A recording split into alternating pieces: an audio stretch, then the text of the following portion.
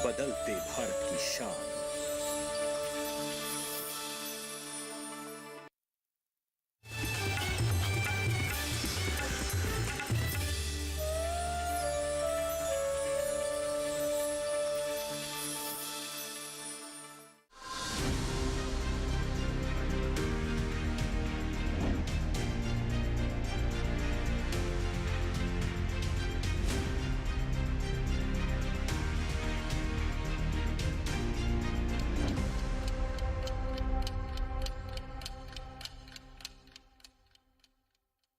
नमस्कार, स्वागत है आपका हमारे खास कार्यक्रम विचार विमर्श में। आपके साथ मैं हूं अंजल सिंह।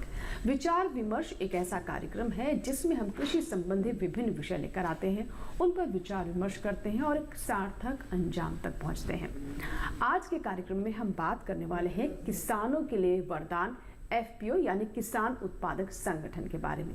जी हाँ, किसान उत्पादक संगठन से किसान संगठित हो रहे हैं और उनकी ऊर्जा एक सही दिशा में जा रही है। एफपीओ सरकार के लिए बहुत महत्वपूर्ण कड़ी है क्योंकि इससे छोटे और मझोले किसानों को काफी लाभ हो रहा है, उन तक तकनीक की पहुंच हो रही है, अच्छे बीज मिल रहे हैं और साथ ही संगठन की शक्ति के साथ विकास की जो धारा है उसमें और तेज से वो आगे बढ़ रहे हैं। देश के विकास में भी अपनी अहम भूमिका निभा रहे हैं। हमारा देश कृषि प्रधान देश है, इसीलिए अगर देश को वाकई में विश्व पटल पर स्थापित करना है तो सबसे पहले किसान को मजबूत करना होगा, यानी देश की रीढ़ को मजबूत करना होगा और वो है हमारे देश के किसान।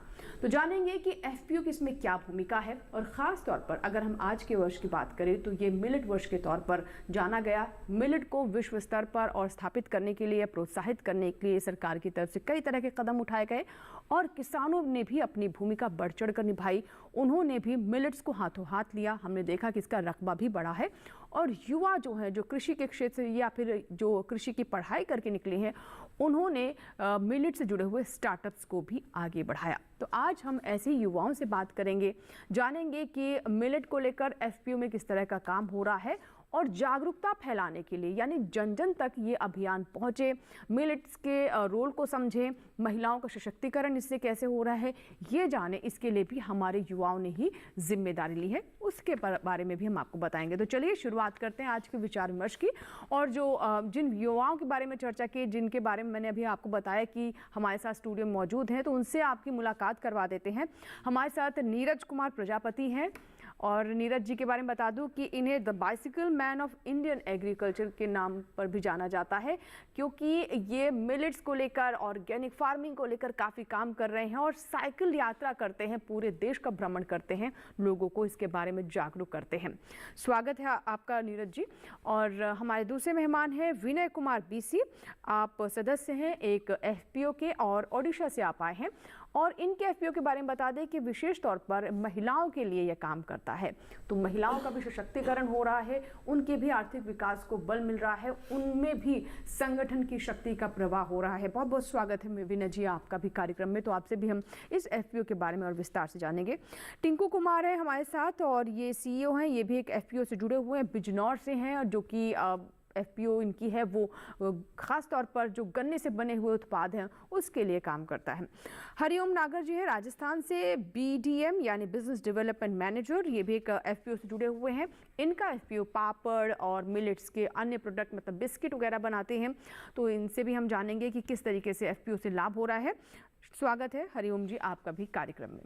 तो सभी मेहमानों से भी हमने आपकी मुलाकात करवा दी और अब हम बात करते हैं एफपीओ के बारे में। जी हाँ, एफपीओ का जो मूल मकसद वो यही है कि एक सहकार के साथ बढ़े, यानी एक साथ सहकार्य करना, मतलब एक साथ काम करना, संगठित होकर काम करना।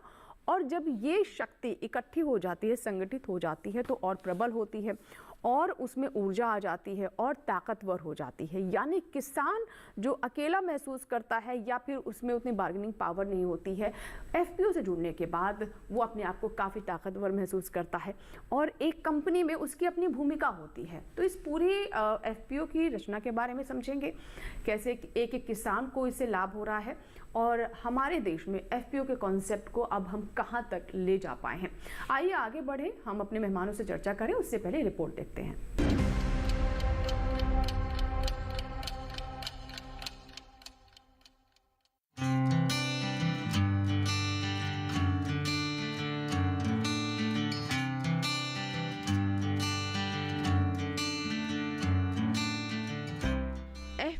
यानी किसान उत्पादक संगठन किसानों का एक समूह होता है जो अपने क्षेत्र में फसल उत्पादन से लेकर खेती किसानी से जुड़ी तमाम व्यवसायिक गतिविधियां भी चलाता है।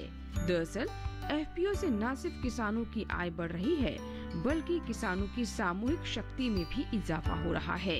एफपीओ के जरिए किसानों को न सिर्फ कृषि उपकरण, खाद, बीज, उर्वरक जैसे कई उत्पाद के थोक मूल्य पर छूट मिलती है बल्कि एफपीओ तैयार फसल व उसकी प्रोसेसिंग करके उत्पाद को मार्केट में बेचने की सुविधा भी देता है। इस तरह एफपीओ ग्रामीण अर्थव्यवस्था को नई रफ्तार देने का काम कर रहे हैं।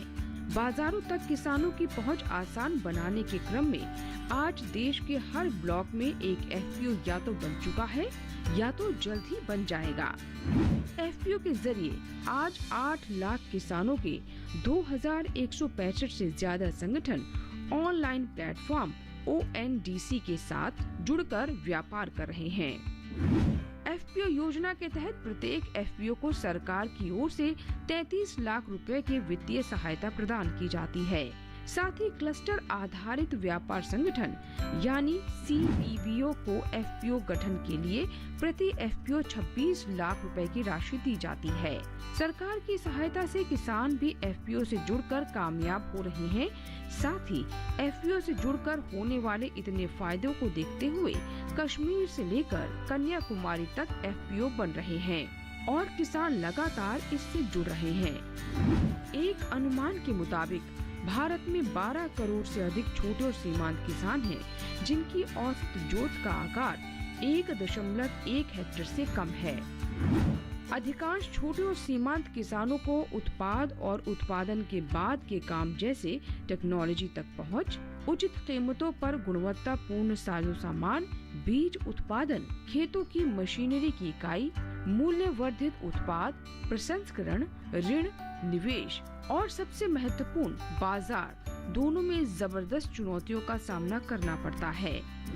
इस प्रकार एफपीओ के गठन के माध्यम से ऐसे उत्पादकों का सामूहिकरण ऐसी चुनौतियों का समाधान करने और उनकी आय बढ़ाने के लिए महत्वपूर्ण है।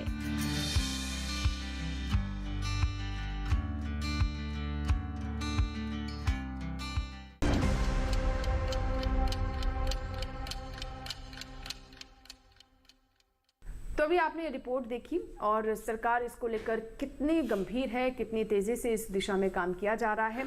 और हमारे साथ जो एफपीओ से जुड़े हुए सदस्य हैं, कोई किसी एफपीओ का सीईओ है, कोई बिजनेस डेवलपमेंट मैनेजर है, जिनके बारे में भी हमने कार्यक्रम की शुरुआत में भी आपको बताया। बातचीत की शुरुआत करते हैं और सबसे पहले वीना कुमार जी से हम बात करते हैं, जो कि ओडिशा से यहाँ पर आए हैं। वीना जी, मैं बातचीत को आगे बढ़ाऊँ उससे पहले आप पहले अपनी एफपीओ के बारे में बताएं। आपका एफपीओ कब स्थापित हुआ, कब बना और किस तरह के ये कार्य करता है? जी मैडम, हमारा जो एफपीओ है वो महिला किसान का एफपीओ है, Bhairavi women agro producer company limited. इसी में अभी 1250 सदस्य हैं, जो 2016 अगस्त में पंजीकरण हुआ था। और ये एसएफएससी का बनाया हुआ एफपीसी है। एसएफएससी के जो फंड है उसी से बना हुआ है। और 2016 से अभी तक हम वही जैविक खेती कर रहे हैं। महिला किसान जो हैं हमारे सदस्य, जो बहनें हैं, वो जैविक खेती कर रहे हैं। हमारा खुद का जैविक खाद और बीज का खुद का उत्पादन हो रहा है, खुद उसको प्रोड्यूस करा रहे हैं। जी। और हमारे सदस्य उसको इस्तेमाल करके फिर जो प्रोड्यूस कर रहे हैं, जो भी आ रहा है उनका, जो धान हो या मूंग हो, सब्जी या फिर मिलेट्स, ये सारे जो प्रोडक्ट्स हैं ये सारे फिर एपीओ में आता है। एपीओ में उसको प्रोसेसिंग करके आगे हम कंज्यूमर को डायरेक्ट सेल कर रहे हैं। अच्छा, ठीक है। यानी एफपीओ जो है, आप बता रहे हैं कि जो कंपोस्ट है, खाद वगैरह, वो भी बना रहे हैं, प्रोडक्ट्स जो है वो भी बना रहे हैं, बीज भी खुद का, बीज भी खुद। तो ये जो एफपीओ के मेंबर्स हैं वो भी उसको इस्तेमाल करते हैं अपनी खेती में, या फिर ये सिर्फ व्यवसाय के लिए, यानी उसको बेचने के लिए किया जाता है? नहीं मैडम, पहले तो हम हमारे जो किसान बहनें हैं, जो सदस्य हैं एपीओ के, वो इस्तेमाल करते हैं। जो बच जाता है है वो फिर दूसरे किसानों को हम बेच रहे हैं। बिल्कुल, बहुत अच्छी बात है। यानी पहले आप अपने जो किसान हैं, जो सदस्य हैं जी, उनकी ज़रूरतों को, यानी बीज की ज़रूरत है या फिर खाद की ज़रूरत है, तो FPO ही यानी जो सदस्य हैं मिलकर उससे तैयार करते हैं, उससे लागत भी कम आती है। क्योंकि देखिए जब ज़्यादा लोग एक साथ काम करते हैं, आपको ये फॉर्मूला पता ही होगा जो बिजनेस का है कि जब आप बल्क में किसी चीज़ को प्रोड्यूस करते हैं तो उसकी लागत घट जाती है, और इसीलिए जो किसानों की ज़रूरत है वो भी पूरी हो रही है और साथ ही उससे कमाई भी हो रही है कि जो ज़्यादा बनता है उसे बाजार में भी बेच देते हैं। और ख़ासतौर पर ये महिलाओं के लिए बेस्ट क्वालिटी का जो सीड है उनको मिल जाता है। जी जी बिल्कुल, बहुत अच्छी बात। उससे प्रोडक्टिविटी भी ज़्यादा होता है, उनका प्रोडक्शन सही प्रोडक्टिविटी मिल जाता है। बिल्कुल विनय जी, आपने बहुत सारी बातें बताई, और देखिए यही खासियत भी होती है FPO की कि जब आप सदस्य एक साथ मिलकर आगे बढ़ते हैं किसी दिशा में तो कामयाबी ज़्यादा बेहतर और ज़्यादा आसानी से मिलती है, और जो हर एक सदस्य की भूमिका होती है उसका प्रभाव देखने को मिलता है। और ख़ास तौर पर जैसे कि आपने बताया कि आपकी FPO महिलाओं से जुड़ी हुई है, तो महिलाओं का सशक्तिकरण भी यहाँ हो रहा है। आइए बात करते हैं, हमारे एक और मेहमान है टिंकू कुमार, जो कि बिजनौर से हैं और बिजनौर में इनका FPO है, इसके ये CEO हैं। तो टिंकू जी, जैसे कि बिजनौर एक शुगर बेल्ट है, यानी गन्ना यहाँ पर काफ़ी पैदा होता है, और जहाँ तक आपने मुझे बताया कि आपका जो FPO है ये गन्ने से ही जुड़ा हुआ है। तो पहले अपने FPO के बारे में बताएं, कब इसकी स्थापना कब हुई और कितना समय हो गया है, और अभी आप इसमें क्या क्या कर रहे हैं? मेरा नाम टिंकू कुमार है। मैं Mahatma Bidur farmer producer company limited Bijnor से हूँ और कंपनी में CEO के पद पे अभी कार्य कर रहा हूँ। हमारी कंपनी दिसंबर में रजिस्टर्ड हुई 2022 में, और 1 साल कंप्लीट होने वाला है 13 दिसंबर को हमारे FPO को। अभी हमारे पास 750 किसान शेयरधारक हैं, और उनमें से 90% जो किसान हैं वो शुगर कैन ही कर रहे हैं, गन्ना कर रहे हैं, और उसमें से 50% किसान जैविक पे काम कर रहे हैं, जैविक शुगर कैन पे। हम लोग उसका गुड़, हम लोग ने अपना एक क्रेशन खोला हुआ है, उस पर हम लोग गुड़ बना रहे हैं अलग अलग फ्लेवर में। जैसे हम लोग जीरा गुड़ बना रहे हैं, शोप गुड़ बना रहे हैं, शॉर्ट गुड़ बना रहे हैं, और काफ़ी डिमांड भी आ रही है। हम लोग पूरे यूपी में और अब तो दिल्ली में भी हम लोग अपना गुड़ लेकर आ रहे हैं, और काफ़ी फेमस भी हो रहा है, और उसे हम लोग अच्छे प्रॉफिट भी अपने FPO को दिला पा रहे हैं उससे। और हम लोग के पास बाजरा भी है, मिलेट्स में बाजरा हम लोग कर रहे हैं, जो 3 मंथ्स की फसल होती है और बहुत अच्छा प्रॉफिट दे रही है। अभी तक प्रॉब्लम ये आ रही थी FPO को, किसानों को, जब FPO नहीं था कि उसको मार्केट नहीं था, उसके पास कुछ भी उत्पाद तो वो कर लेता था, लेकिन वो कहाँ उसको सेल करे। अब क्या है कि FPO बनने से हम उसे सेल करवा रहे हैं और उसे मार्केट मिल रहा है FPO से। जी, तो जैसे आप बता रहे हैं कि अलग अलग तरह के गुड़ होते हैं, हमने तो सिर्फ एक ही गुड़ खाया जो मीठा गुड़ होता है गन्ने का, तो जीरा गुड़ और क्या क्या बताया आपने, थोड़ा बताएं। सौंफ गुड़ होता है मैम।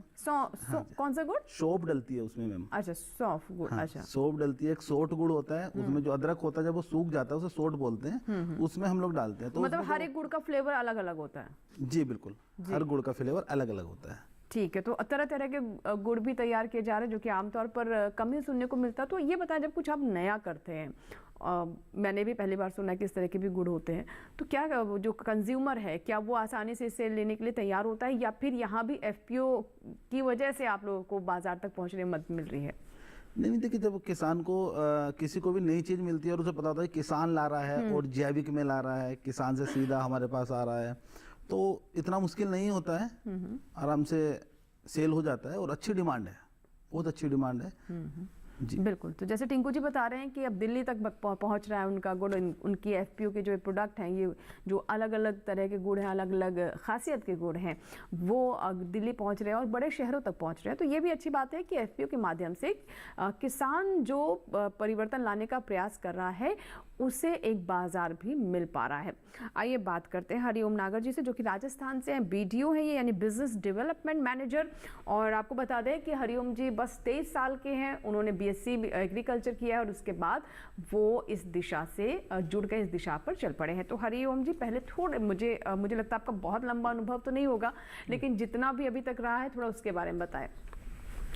जी, सभी को मेरा नमस्कार। मेरा नाम हरिओम नागर है और मैं रिच रिटर्न्स कृषि प्रोड्यूसर कंपनी लिमिटेड का बिजनेस डेवलपमेंट मैनेजर हूँ। हमारा FPO है जो महिला और पुरुष दोनों साथ मिलकर काम कर रहे हैं। हमारे FPO में अभी 520 किसान जुड़े हुए हैं। महिला किसान उसमें 60 महिला किसान हैं, जिनके 20-20 जनों का हमें ग्रुप बना रखा है हमने। महिला किसान पापड़ और बिस्किट बनाते हैं, और जो पुरुष किसान हैं वो आंवला पे काम कर रहे हैं और केचुआ खाद पे काम कर रहे हैं। और बताइए और क्या क्या कर रहे हैं? हमारे जो किसान हैं वो मेनली हमारे जो एरिया है वहाँ पे लहसुन और गेहूँ और बरसात में सोयाबीन होता है। और सोयाबीन किसान उत्पादन करता है और हम उसको ग्रेडिंग करके और वापस किसानों को ही हम दे रहे हैं, क्योंकि जो कंपनियां हैं वो एक किसान से माल ले रही है और ग्रेडिंग करके शॉर्टिंग करके उसको महंगे दामों में बेच रही है। तो इसलिए हमने एफपीओ का एक मोटिव था कि हम किसानों को सस्ते दामों में किसानों को बीज प्रोवाइड कराएं, जिससे उनके जो कॉस्टिंग है वो कम आए। इसलिए हम किसानों को सीधा बीज प्रोवाइड करा रहे हैं, दवाइयाँ, खाद, बीज, ये भी उनको सस्ते जो मार्केट। कितने मेंबर्स हैं आपके एफपीओ में? 520 किसान हैं हमारे, जिसमें महिलाएं भी हैं। हाँ, महिलाएं भी हैं। ठीक है। जो प्रोसेसिंग पे काम कर रही है, हम उनको। तो अब मुझे ये बताएं हरिओम जी, आपका एफपीओ बहुत अच्छा है, जैसे आपने बताया कि बहुत तरह की चीज़ें हो रही हैं इसमें। आंवले पर काम हो रहा है, पापड़ बनाए जा रहे हैं, मिलेट्स के बिस्किट बना रहे हैं। और अच्छी बात है कि महिलाओं की भी संख्या इसमें धीरे धीरे बढ़ती जा रही है। कैसे जुड़े आप इससे? मैम, जो सीबीबीओ के अधिकारी हैं वो हमारे गांव में आए हुए थे। वो वहाँ पे किसानों की, जो पुरुष किसान हैं और महिला किसानों की, दोनों की मीटिंग करवा रहे थे। जी। तो हम वहाँ पे आए तो हमने देखा कि ये किसानों के बारे में है, उनके जो आय है उनको बढ़ाने के लिए है। तो हमने वहाँ पे देखा तो सीबीओ से जो अधिकारी थे उनसे हमारी बातचीत हुई। उन्होंने बोला कि आप क्या कर रहे हैं? हमने बोला हम बीएससी कर रहे हैं। तो उन्होंने बोला कि अब आप हमसे जुड़िए। तो वहाँ से हमारी शुरुआत हुई और हम धीरे धीरे जुड़ते गए, हम समझते गए और आज हम दिल्ली में और पूरा ऑल इंडिया है उस पर हमारे ऑर्डर आ रहे हैं, पापड़ के, बिस्किट्स के, आंवला कैंडी के, और हम उनको ऑनलाइन के माध्यम से ओएनडीसी के माध्यम से हम उसको सेल कर रहे हैं। अच्छा हरिओम जी, ये बताइए कि आपका नेचर ऑफ वर्क क्या रहता है? जैसे आप बिजनेस डेवलपमेंट मैनेजर हैं, तो आप क्या करते हैं? मैम, मैं जो महिला किसान है, मेनली मेरा जो काम है वो महिला किसानों के ऊपर ज़्यादा है कि हम ज़्यादा से ज़्यादा महिलाओं को कैसे उनको सिखा सके कि प्रोडक्ट कैसे बनाए, वो कैसे क्या नई नई चीज़ों पे कैसे काम करें। तो उनको मोटिवेट करना है कि आप आइए और कुछ बनाइए और उनको रोज़गार भी मिले। मेनली वही है कि हम रोज़गार दिलाना है। यानी एक तरीके से ऐसी महिलाओं को या फिर ऐसे लोगों को जोड़ना एफपीओ से, गरीब महिलाएं उनको, ताकि उनका भी सशक्तिकरण हो। और साथ ही साथ एक जो बिजनेस डेवलपमेंट मैनेजर का काम होता है कि यानी किसी भी जो एक तरीके से कहें कि इनपुट्स हैं जो भी एफपीओ के या फिर किसी बिजनेस के, उसे और दक्ष कैसे करें, स्किल डेवलपमेंट कैसे, कौशल विकास कैसे हो, और कैसे उसे हम बिजनेस में और बेहतरी की ओर ले जा सकें। तो ये काम करते हैं हरिओम जी, जो कि मात्र 23 साल के हैं और अभी पढ़ाई करके निकले और उसके बाद से इस बहुत ही महत्वपूर्ण एफपीओ से जुड़े हुए हैं। बहुत अच्छा रहा हरिओम जी आपसे बात करके। आगे मैं कुछ और बातें भी जानूंगी, लेकिन अब हम आते हैं नीरज कुमार प्रजापति पर। नीरज जी भी हमारे साथ हैं, जिन्हें मैंने आपको शुरुआत में बताया the bicycle man of Indian agriculture.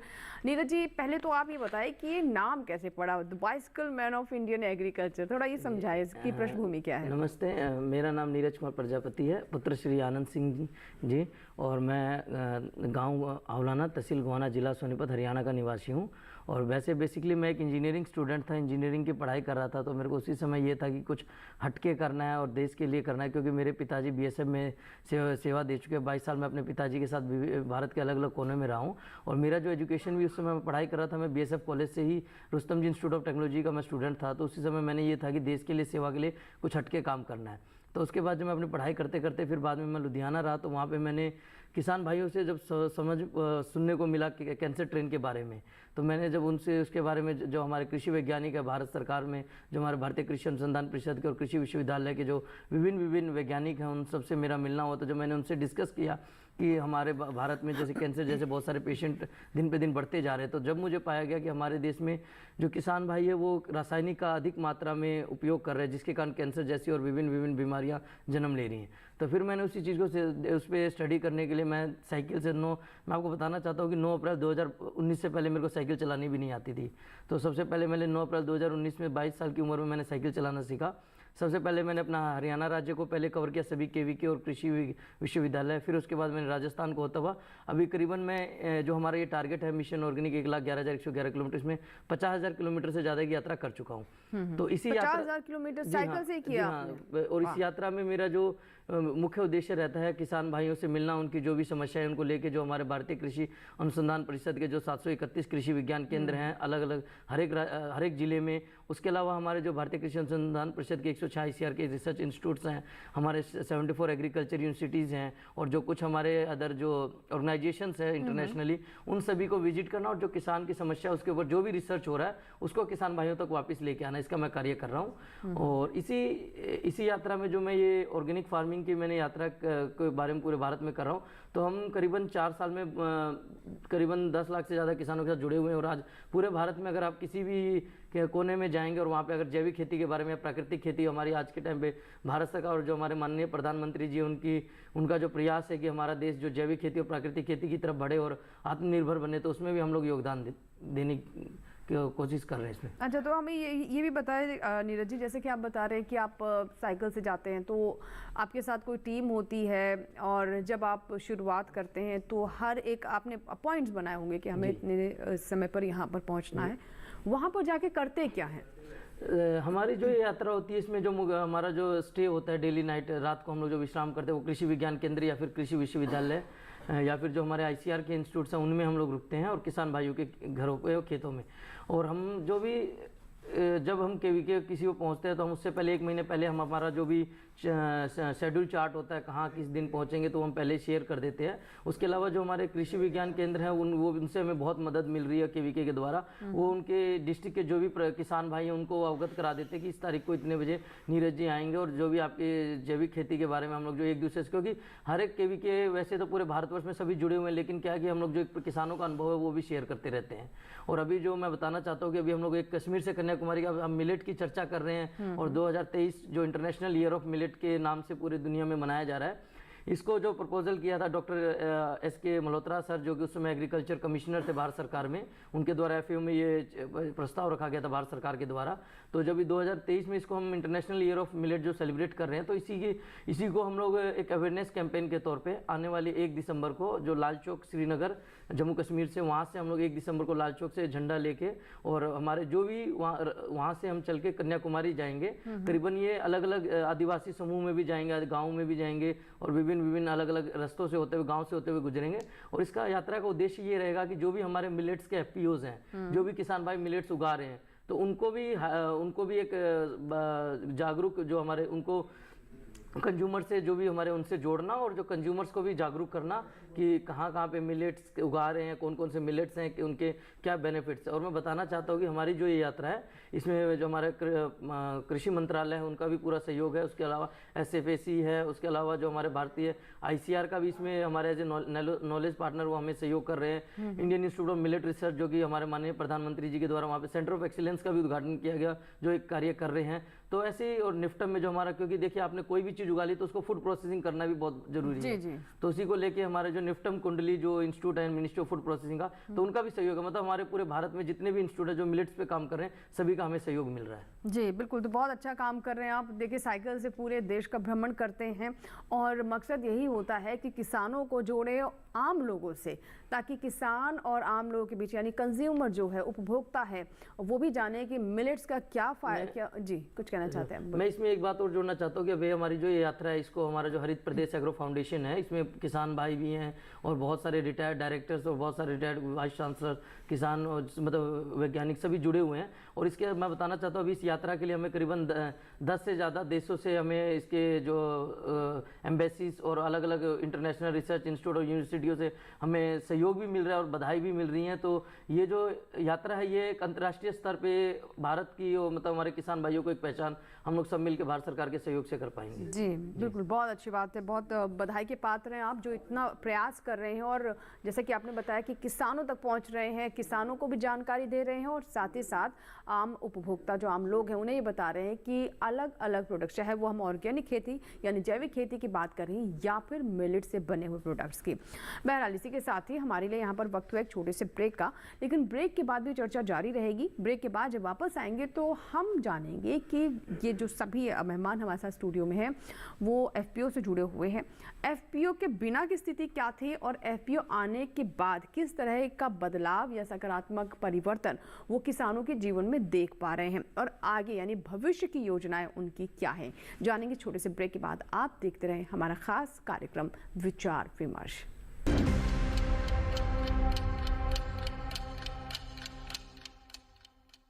रोज सब्जी का स्वाद बढ़ाए और घर वालों का प्यार पाए। गोल्डी सब्जी मसाले, जहाँ जाए रिश्ते बनाए गोल्डी मसाले। हो गया इंतजाम। किसका? गुड्डी की फीस का। दिखा 20,000 का लोन तुरंत। पता है कौन दे रहा है, ब्याज कितना है। लोन विनियमित संस्थानों से ही लें और कर्ज उतना जितनी जरूरत, वो भी जांच कर। हो गया इंतजाम। पगार एडवांस में भेजिए। आरबीआई कहता है सही वित्तीय बर्ताव करे आपका बचाव।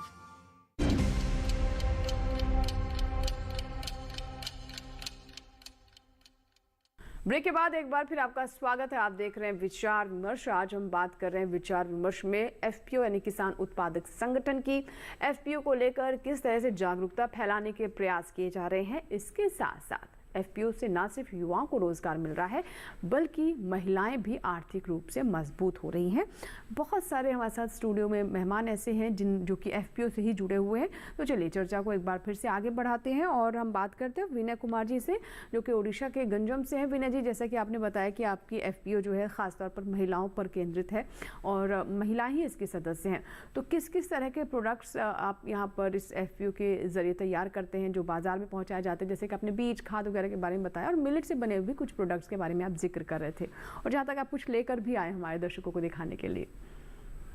जी, हमारे जो महिला किसान हैं, किसान बहनें हैं, वो जो भी खेती कर रहे हैं, जैसे कि धान हुआ, मूंग हुआ, मूंगफली हुआ या दलहन तिलहन, जो सब्जी भाजी जो भी कर रही हैं, सारे प्रोडक्ट्स को हम सारे प्रोड्यूस के लिए हम खाद बीज, जो जैविक खाद होता है, जैविक खाद बीज दवाइयाँ सब मुहैया करते हैं। वो सब सारे जो इनपुट है वो सारे हमारे एफपीओ के लेवल में ही वो तैयार किया जाता है और हमारा जो किसान बहनें हैं वो एफपीओ से लेके उसको इस्तेमाल कर रहे हैं और बाद में वो फिर जब उनका प्रोडक्शन लेके आते हैं, हमारे एफपीओ में लेके आते हैं, उसको फिर हम प्रोसेस करके वो बाज़ार में सीधा ग्राहक के पास पहुंचा देते हैं। उससे क्या होता है कि किसानों को बहुत फ़ायदा होता है।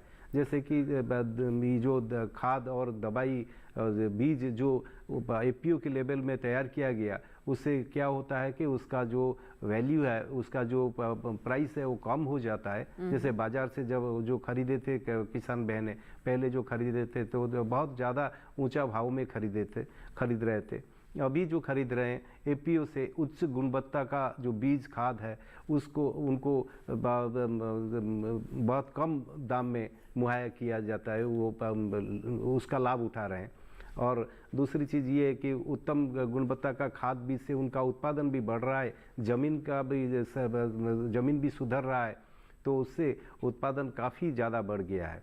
और वही उत्पादन को फिर जब वो एफपीओ में लाके सब इकट्ठा करते हैं, तो जो बिचौलिया जो पहले उनसे जो कमीशन लेते थे, जो फ़ायदा बिचौलियों को होता था, वो बंद हो गया। अभी एफपीओ लेवल में पूरा काम हो रहा है। जैसे बिचौलिया हट गए, जो कंपनियां प्रोसेसिंग कर रहे थे उसका फ़ायदा ले रहे थे, वो भी बंद हो गया। ये सारे जो फ़ायदा है, सारे के सारे फ़ायदे अभी किसान ले रहे हैं और किसान उसका फ़ायदा, किसानों को फ़ायदा हो रहा है। अभी देखिए, जैसे कि मैं को साथ में कुछ प्रोड्यूस लेके आया हूँ, ये रागी का है, ये रागी है, रागी का चाय बनाते हैं हम। रागी का चाय, रागी की चाय लोग अब अभी जो आए मतलब एक तरीके से जो हम चाय पत्ती जो इस्तेमाल करते हैं उसकी जगह ये रागी की चाय है, रागी की चाय उसकी जगह से इस्तेमाल करें। जी, अच्छा, ये तो नई चीज जानी हमने। जो जी ये आयरन, कैल्शियम और एमिनो एसिड्स इसमें है ही। और जो भी चाय कॉफ़ी की जिनको आदत पड़ चुकी है, तो वो अगर वो आदत से छुटकारा पाना चाहते हैं तो रागी का चाय पी सकते हैं। वो चाय जैसा इसका टेस्ट जो है चाय जैसी ही होती है, थोड़ा सा कॉफी का भी इसमें फ्लेवर है, कॉफी जैसा फ्लेवर है। बहुत अच्छी बात है, इसमें तो कोई बहुत कुछ हम मिलाए नहीं। और मुझे लगता है बहुत सारे लोग ऐसे हैं जो कि चाय की आदत को छोड़ना चाहते हैं, तो उनके लिए कि बहुत अच्छा विकल्प है रागी की चाय। इसे आप इस्तेमाल कीजिए और इसके फायदे ही फायदे, ये आपको कोई नहीं कहेगा कि इसको कम करें। तो वीना जी, थोड़ा सा मैं चाहूँगी एक बार फिर से वो रागी की चाय के बारे में आप बताइए कि अगर हमारे दर्शक जो हमें देख रहे हैं या किसान जो हैं वो भी इससे जुड़ना चाहते हैं, तो इसे कैसे प्राप्त कर सकते हैं? जी, रागी का चाय अगर किसी को चाहिए तो ONDC का एक प्लेटफॉर्म है जो माई स्टोर ऑनलाइन प्लेटफॉर्म है। ऐसे माई स्टोर में कोई भी माई स्टोर से खरीद सकता है और इसको प्राप्त कर सकता है। माई स्टोर पे हमारा ये जो प्रोडक्ट्स है, तो सारे प्रोडक्ट्स मिलेट्स का, राइस का और पल्सेस का सारे प्रोडक्ट्स अवेलेबल हैं। जी जी जी, ठीक है। और भी कुछ प्रोडक्ट्स लाए हैं आप?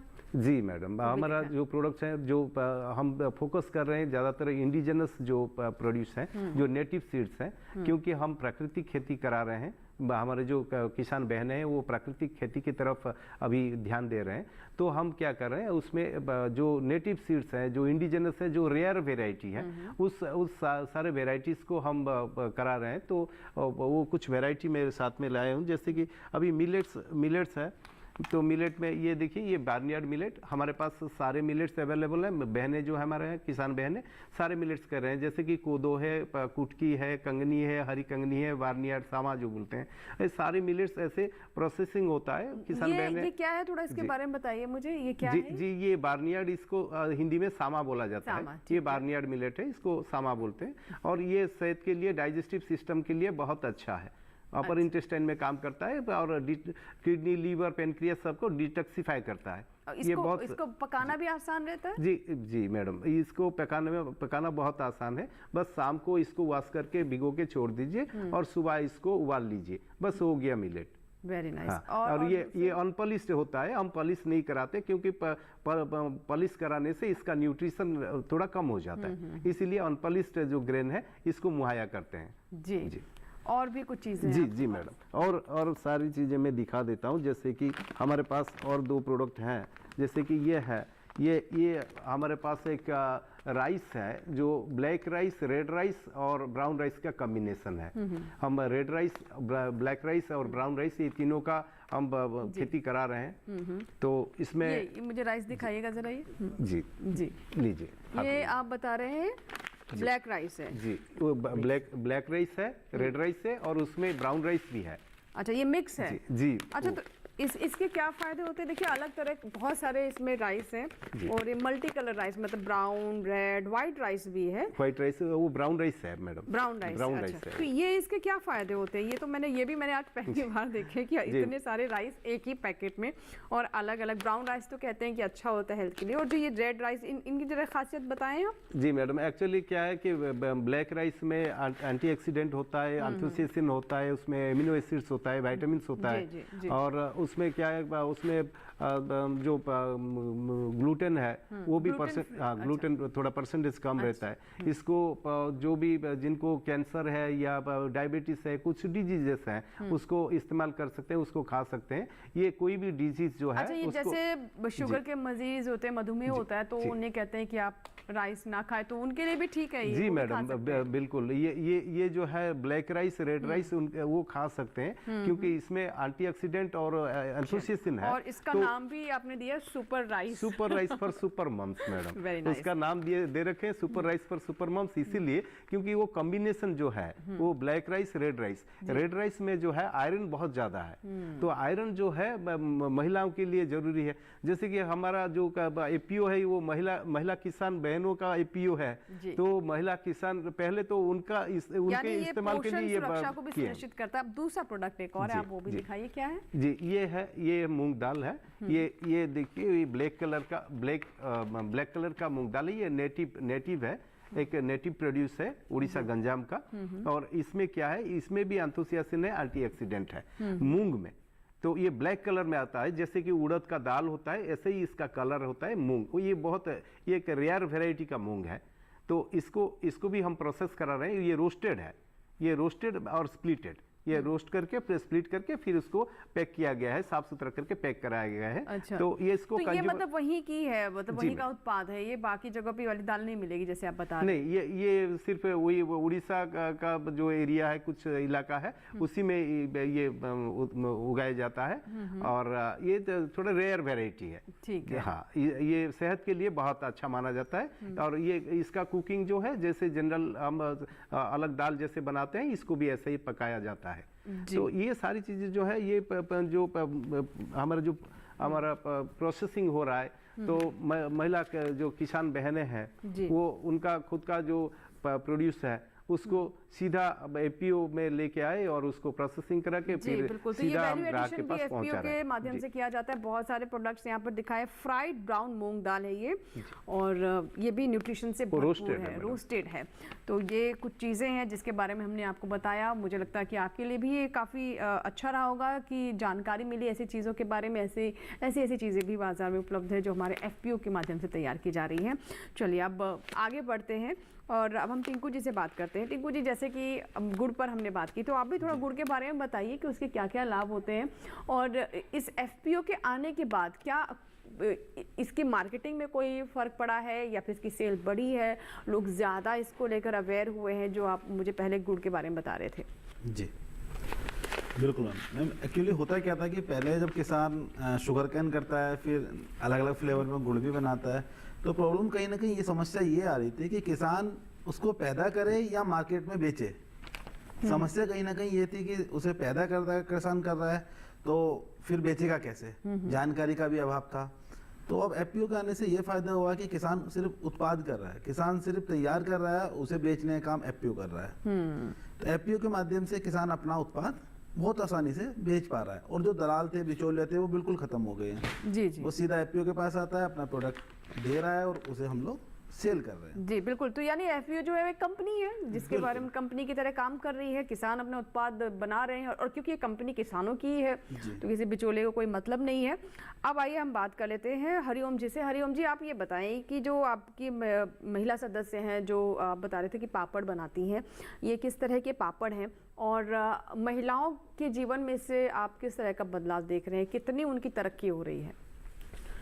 जी मैम, जो हमारी महिलाएं हैं, जो समूह है, वो चना लहसुन पापड़ बना रहे हैं अभी। चना लहसुन पापड़ बना रहे हैं, जिसमें मेन हमारा जो मोटिव है वो लहसुन है, क्योंकि हमारे जो एरिया है वो हाड़ौती एरिया है, वहाँ पे लहसुन ज़्यादा होता है। इसलिए जो हमने महिलाओं के साथ मिलकर बना के हम चना लहसुन पापड़ पर काम करें। इसी के साथ कृषि विज्ञान केंद्र कोटा के साथ मिलकर हमने महिलाओं के एक ट्रेनिंग करवाई और उससे हमने मिलेट्स के बिस्किट उनको ट्रेनिंग दी कि आप मिलेट्स के बिस्किट बनाए, जैसे बाजरा का बिस्किट हो गया, रागी बिस्किट हो गया, और एक मिक्स मिलेट जिसमें बाजरा, रागी और राजगीरा, इन तीनों के मिक्स से हमने एक मिक्स मिलेट बनाया है। मल्टी मिलेट एक तरह से। हाँ जी, मल्टी मिलेट्स बिस्किट बनाए हैं हमने, जिसमें क्या सारे मिलेट्स का एक ही बिस्किट में आपको टेस्ट मिल जाएगा। जी। और इसी से सर्वप्रथम हमने पापड़ का स्टार्ट किया, तो उससे धीरे धीरे जो महिलाएं हैं, जो एसएफएससी है, जो हमारी इम्प्लीमेंट एजेंसी है, उसकी मदद से, और हमारे सीबीबीओ जो कृषि विकास सहकारी समिति है, उसकी मदद से हमें जो मार्केटिंग मिली है, जैसे हम आहार इवेंट में आए हैं, उससे पहले कृषि महोत्सव, इस सब महोत्सव में हम गए और हमें मार्केटिंग मिली। तो जो महिलाएं वो मोटिवेट हुई कि हम हमारा जो एफपीओ है हमारे लिए काम कर रहा है, हमें रोज़गार प्रदान कर रहा है, तो उससे उनको मोटिवेशन मिला और हमने ट्रेनिंग करवाई। इसी के साथ जो ONDC के जो प्लेटफॉर्म है माई स्टोर, उस पर भी आप प्रोडक्ट को ऑनलाइन घर बैठे आप ऑर्डर कर सकते हैं। अच्छा। जिस पे आपको 250 रुपये का जो ऑर्डर भराएंगे आप, उसमें 100 रुपये का डिस्काउंट भी आपको उसके साथ मिलेगा। वेरी गुड जी, बहुत अच्छी बात है। अब मैं बात करूंगी नीरज जी से। नीरज जी, देखिए अभी कितनी सारी बातें हमने जानी कि विनय जी किस किस तरह के प्रोडक्ट्स यहाँ पर लेकर आए और टिंकू जी अलग अलग तरह के गुड़ की बात कर रहे हैं। वहीं अगर हम हरिओम जी की बात करें तो उनका तो पूरा स्टॉल यहाँ पर दिल्ली के व्यापार मेले में लगा हुआ है।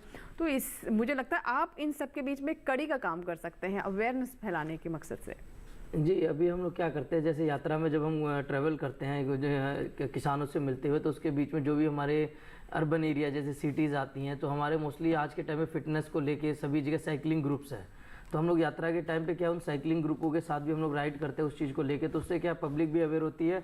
और दूसरा हमारे जो FPOs है भारत सरकार के द्वारा, जो ये हमारे किसान भाइयों के द्वारा जो हमारे साथ आज हमारे भाई लोग बैठे हुए हैं किसान भाई, इनके जो FPOs हैं इनकी जानकारी हम उपभोक्ता तक भी पहुंचाते हैं कि आपके आस पड़ोस में कौन सा FPOs है जो इस पे काम कर रहा है, या कौन सा किसान है उसने कौन से उत्पाद बनाए, तो उससे उनको एक मार्केटिंग दिलाने का भी हम लोग काम करते हैं। और दूसरी जितने भी हमारे जो साइकिलिस्ट ग्रुप है, हम लोग मोस्टली यही रहता है कि हम लोग सभी बिजी रहते हैं, लेकिन फिर भी जितने साइकिलिस्ट है सभी संडे के दिन हम लोग एक राइड करते हैं लॉन्ग डिस्टेंस की, तो उसमें भी हम एक दूसरे को शेयर करते हैं। और आज के टाइम पे तो ये हो रखा है पूरे इंडिया में जितने भी डिस्ट्रिक्ट वाइज हमारे साइकिलिंग ग्रुप्स हैं तो सभी मेरे से कनेक्टेड है, तो किसी को कोई भी चीज़ चाहिए होती है तो वो मेरे को मैसेज कर देते हैं कि नीरज मेरे को ये प्रोडक्ट चाहिए, ये अच्छा कहाँ से मिल पाएगा अपने को। तो जब वो चीज़ करते हैं तो मैं उस एरिया के जो भी FPO हैं उनको मैं कनेक्ट कर देता हूँ, तो उससे क्या जो किसान भाई हैं उनको भी मार्केटिंग की मदद मिलती है। और जो मेरा एक अनुभव रहा है किसान भाइयों के साथ, जैसे कि हम FPO के बारे में चर्चा कर रहे हैं, तो इससे पहले किसान भाई को ये समस्या आ रही थी जो मैंने फील किया है कि ये किसान उगाएगा भी, फिर उसकी प्रोसेसिंग भी करेगा, फिर लीगल में भी, फिर मार्केटिंग में भी, तो उसके पास इतना टाइम नहीं हो पाता था एक किसान सारे कार्य करे।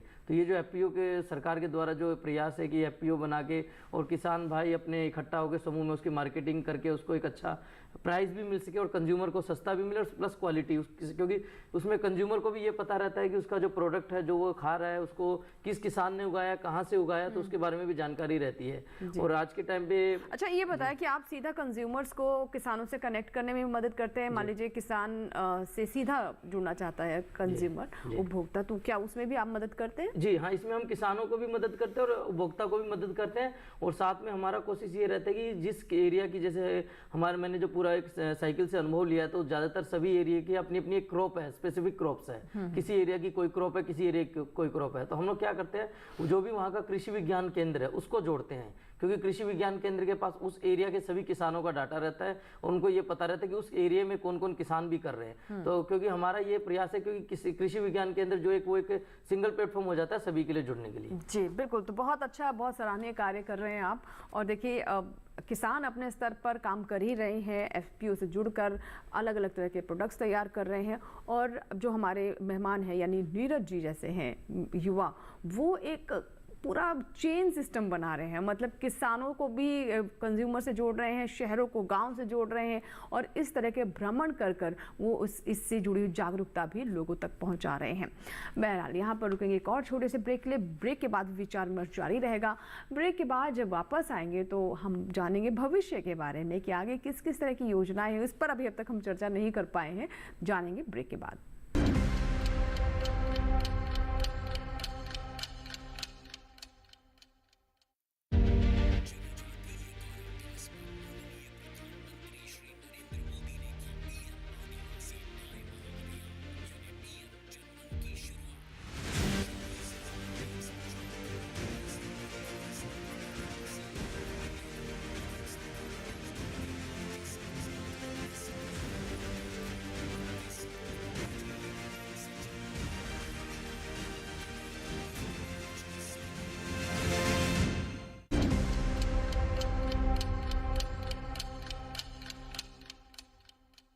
ब्रेक के बाद एक बार फिर आपका स्वागत है। आप देख रहे हैं विचार विमर्श। आज हम बात कर रहे हैं FPO किसान उत्पादक संगठन पर। ब्रेक से पहले हमने जाना कि किस तरह के नए नए प्रोडक्ट्स वैल्यू एडिशन कर यानी मूल्य संवर्धन कर हमारे किसान बाजार तक पहुंचा रहे हैं। FPO यहाँ पर एक बहुत ही महत्वपूर्ण कड़ी है जो कि किसानों की मदद कर रही है। चर्चा को आगे बढ़ाते हैं और मैं विनय जी आपसे अब यहाँ पर जानना चाहूँगी। देखिए बहुत मुझे भी कुछ नई चीज़ें मैंने जानी, जैसे आपने रागी चाय के बारे में बताया, मल्टी राइस बताया आपने कि अलग अलग तरह के brown, black rice, red rice एक ही पैकेट में मिल रहे हैं, न्यूट्रिशन से भरपूर सुपर राइस है ये।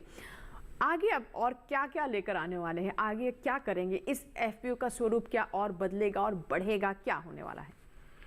जी मैडम, अभी हम फोकस कर रहे हैं क्लाइमेट रेजिलेंट क्रॉप्स में, क्योंकि अभी जो हम देख रहे हैं क्लाइमेट चेंजेस हो रहा है, तो पहले से तो हम ये प्राकृतिक खेती की तरफ तो ध्यान दे चुके हैं और प्राकृतिक खेती करा रहे हैं। अभी थोड़ा फोकस कर रहे हैं कि जो क्लाइमेट चेंज हो रहा है उससे कैसे किसानों को, किसान जो बहनें हैं हमारे जो सदस्य हैं उनको कैसे बचाया जा सकता है, तो इस पे हम काम कर रहे हैं। तो इसमें मिलेट्स जो है, मिलेट्स का जो कल्टीवेशन है वो हमें लग रहा है फ़ायदेमंद होगा हमारे किसान बहनों के लिए भी और ग्राहकों के लिए भी, हमारे जनता को भी फ़ायदा होगा। सेहत के लिए ये बहुत अच्छा रहता है मिलेट्स खाना। तो हम थोड़ा मिलेट्स पे जो 5 मिलेट है, जो पॉजिटिव मिलेट बोलते हैं, कोडो है, फॉक्सटेल है, लिटिल मिलेट है, बार्नियार्ड है, ब्राउन टॉप है, ये 5 मिलेट पे ज़्यादा फोकस दे रहे हैं। उसके साथ रागी तो है, रागी जो शुरू से प्रोडक्शन हो रहा है, वो खेती कर रहे हैं किसान बहनें। बाकी ये 5 मिलेट को अभी 2 साल हो गया हम थोड़ा उसमें बढ़ावा दिया है, और आगे मिलेट्स का ज़्यादा हम खेती करेंगे। और ज़्यादा से ज़्यादा ये प्राकृतिक खेती जो है उसको हम चाहते हैं कि 100% प्राकृतिक खेती किया जाए हमारे किसान बहनों के द्वारा। और जो एपीसी 10 सदस्य से शुरू हुआ था, जो 2016 में 10 सदस्य थे जिस एपीओ में, हमारा जो वैरीबी वुमेन एग्रो प्रोड्यूसर कंपनी में अभी 1250 सदस्य जुड़ चुके हैं। तो उसको हम चाहते हैं कि 50,000 तक पहुंचाएं अगले 2-3 साल में, और 50,000 तक किसान बहनें इससे जुड़े, महिलाएं जुड़े और इसका फायदा उनको मिल सके। बहुत अच्छी आपकी भविष्य की योजना है कि 10 से शुरुआत हुई थी, और आपने बताया भी 1200 से ज़्यादा इसमें सदस्य हैं आपके एफपीओ में। जी बिल्कुल। तो 1200 से ज़्यादा, देखिए 10 से शुरुआत हुई और 1200 लोग इनके एफपीओ से जुड़ गए हैं, और आगे ये चाहते हैं कि 50,000 इसके सदस्य हों। बहुत ही अच्छी सोच है, और हमारी तरफ से आपको पूरी शुभकामनाएं कि आप अपने इस भविष्य की योजना में कामयाब हों। जी धन्यवाद। जी चलिए, अब हम बात करते हैं हमारे साथ हरिओम जी। हरिओम जी, आप बताइए कि आप जैसे कि शुरुआत की आपने बिजनेस डेवलपमेंट मैनेजर के तौर पर एफपीओ से जुड़े हुए हैं, और सरकार इसको प्रोत्साहित कर रही है कि युवा इससे जुड़े। आगे आपने क्या प्लानिंग की है? जी मैम, हमने आगे की प्लानिंग की है कि मैम जो महिलाएं हैं वो बिस्किट बना रही है, पापड़ बना रही है, तो ये मीठे, हम बिस्किट बना रहे हैं मीठे। अब हम सोच रहे हैं कि अब नमकीन बनाएं, तो हम मिलेट्स के नमकीन बनाएंगे। और अभी दिल्ली में जो हमारी एसएफएसी है उसकी तरफ से जो इक्को चौक गुड़गांव है, मेट्रो स्टेशन है, तो वहाँ पे हम जो एसएफएसी है उसकी स्टॉल लगेगी। तो उसमें हमारे प्रोडक्ट नमकीन है, कैंडी है, और जो बिस्किट है अलग अलग तरह के, राजगिरा हो गया, बाजरा हो गया, रागी के बिस्किट है, ये वहाँ पे अवेलेबल हो जाएंगे दिल्ली वालों के लिए।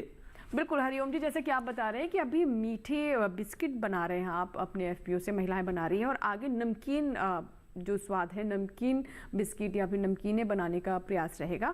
और आगे किस किस तरह के प्रोडक्ट्स बनाने की योजना है, और इसे शहरों तक पहुँचाने के लिए क्या कर रहे हैं? जी मैम, मेन ONDC जो प्लेटफॉर्म प्रदान कर रही है, माई स्टोर जो ऐप है, ONDC का जो माई स्टोर ऐप है, उसमें कमीशन नहीं है। तो उसमें सीधा जो हमारे एफपीओ है, वो एफपीओ से सीधे जो कस्टमर हैं, उपभोक्ता हैं, वो सीधा इसमें ऑर्डर कर सकते हैं और हमसे सीधा प्रोडक्ट ले सकते हैं। जी इसी के साथ नमकीन बिस्किट के साथ साथ हमारा आंवला में हम कैंडी के साथ साथ मुरब्बा और च्यवनप्राश है आंवले का, वो भी हम जो हमारे पुरुष किसान हैं वो बना रहे हैं। तो वो भी आप ऑनलाइन ले सकते हैं उसको। जी, और आगे कुछ और नए प्रोडक्ट्स भी शामिल करने का प्रयास है, उस पर भी काम किया जा रहा है। बहुत अच्छी बात है।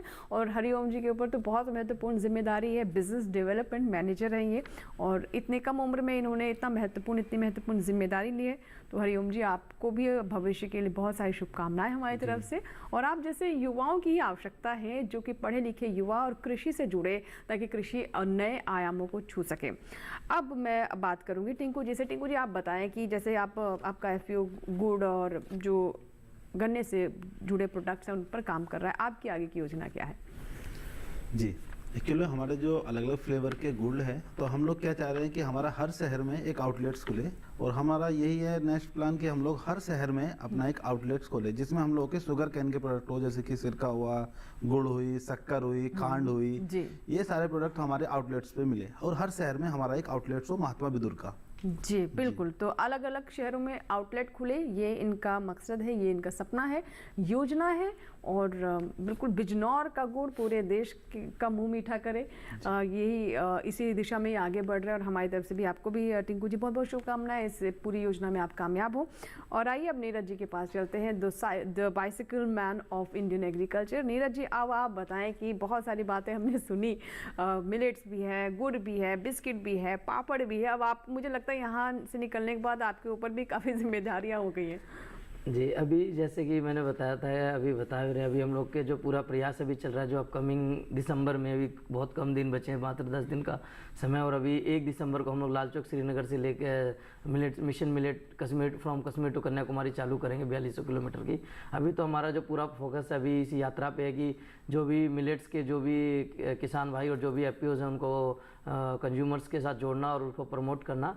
और सभी को मैं बताना चाहता हूँ जो ये यात्रा है NH44 नेशनल हाईवे 44 से होती हुई गुजरेगी, जो कि कश्मीर से अच्छा, आम लोग अगर आपसे मिलना चाहे, वो भी जुड़ना चाहे, जी हमें तो क्या करेंगे वो?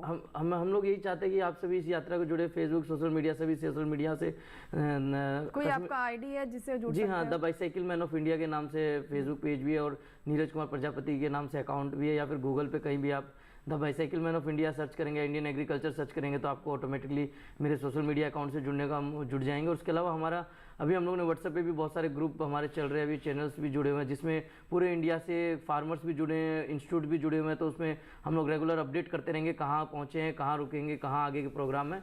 और उसके अलावा जैसे मैंने बताया हमारे जो कृषि विज्ञान केंद्र हैं तो उनके साथ भी, और SFAC इनके भारत सरकार के द्वारा भी, तो उनके माध्यम से भी किसानों तक ये जानकारी पहुँचाई जाएगी इस यात्रा के बारे में कि यात्रा अभी कहाँ पहुँची है, कब कहाँ पहुँचेगी और कैसे चल रही है, अभी कहाँ किसान वर्ग, तो इसके थ्रू भी आप जुड़ सकते हैं। हम लोग भी चाहते हैं कि इसको एक जन अभियान मिलके जन अभियान बनाएं और इसको पूरे भारत के जो मिलेट्स के किसान उनको जोड़ के यात्रा, जैसे हर एक मोती है उन मोतियों को एक माला में पिरोएं हम इस यात्रा के माध्यम से। बिल्कुल, बहुत अच्छी बात, बहुत सुंदर बात आपने यहाँ पर कही कि सारे मोती हैं जो बिखरे हुए हैं, इन्हें माला में पिरोने की आवश्यकता है। पिरो करके ही इसे और खूबसूरत बना सकते हैं और उसकी भी एक जो उपयोगिता है वो बढ़ जाएगी। बहुत बहुत शुक्रिया सभी मेहमानों का।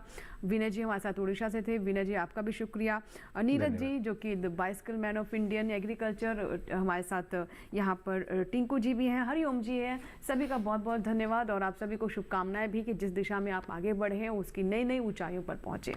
इसी के साथ ही आज के विचार विमर्श में फिलहाल इतना ही। आज फिर हमने बात की एफपीओ के बारे में कि संगठन की जो शक्ति होती है उससे आप बहुत तरह के सकारात्मक परिवर्तन अपने समाज में, अपने जीवन में, अपने देश में, विश्व पटल पर ला सकते हैं। बस आवश्यकता है कि इच्छा शक्ति और मनोबल के साथ आगे बढ़ते रहें, चुनौतियों के सामने झुकना ना सीखें। और ये तो हमारा किसान करता आया है वर्षों से और आगे भी करता रहेगा।